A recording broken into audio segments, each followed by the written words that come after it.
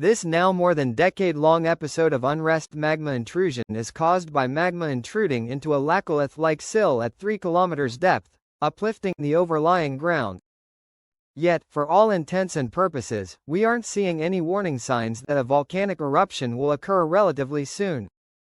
Instead, just like 3 far more intense episodes of uplift which occurred during the latter half of the 20th century, the danger that does exist to some locals is not related to a volcanic eruption but rather the ground uplift and/or subsidence associated with the overall volcano. This process has caused specific patches of ground within its eruption cycle largest caldera to rise and fall by allegedly as much as 25 meters or 82 feet during portions of the last few thousand years due to a process known as bradyseism.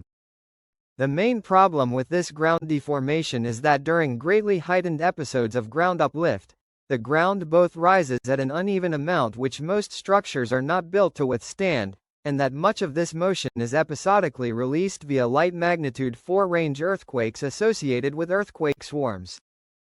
While ordinarily a magnitude 4 range quake would not be sufficient to harm literally any person or structure, a number of local factors legitimately allow these earthquakes to sometimes cause damage and potentially harm people.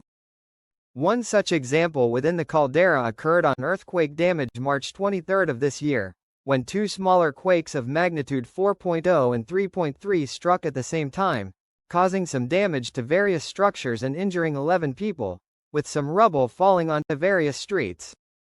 Now, I want to note that much of the photos of scattered damage I am showing at some structures in today's video could have very well already looked like this for many years before Campi Flegrei's latest unrest began, but a local who lives nearby thought that the damage he photographed was mostly new, having occurred in the last few years due to Campi Flegrei's uplift and earthquakes.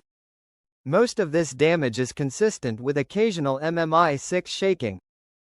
These potentially damaging earthquakes are far more likely to occur during heightened episodes of ground deformation, since the deformation at Campi Flegrei has widely varied in the past few years. Lasting anywhere from a few days to multiple months in duration, its rate of uplift since 2020 has varied from actual very negligible subsidence to 91.3 centimeters a year of uplift. However, the latter figure lasted for less than a week.